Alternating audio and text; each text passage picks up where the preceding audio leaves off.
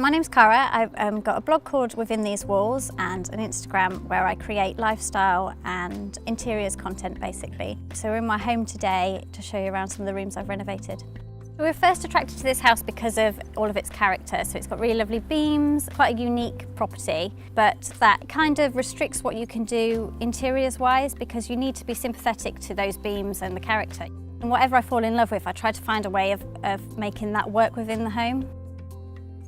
So this is our downstairs bathroom. We've basically just redone all of the tiles. We've got the Attingham tile because they're nice and big and a nice sort of flat colour. And then we painted it in this bold hay blue colour as well. This was the only room that I felt would really allow for this dark colour on the walls because we've got such a huge light coming in from the ceiling there. I've got a large mirror on the opposite wall which reflects a lot of the light and some other vases and things that bring out the colour as well. This is the bathroom that we had fitted, so minimal light because we've only got one very small window at the back that lets in any light in here. So we've chosen to use white walls and then we're using the white linear matte tiles because they're smaller, so they create this idea that it's a bigger space as well.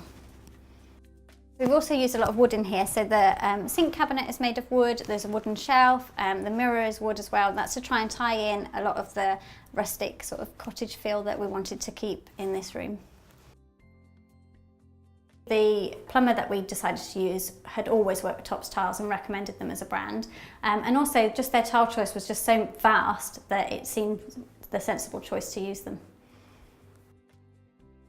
I think it's very much my taste that I just love those type of bohemian feels. Texture and fabric and nature is just something that I do want around me. So I think it's all sort of personality, trend-led, as well as being a home that we have 2 children, so it needs to be a place where they can run around and enjoy themselves still. But that is always what I'm drawn to and what I choose when I'm decorating.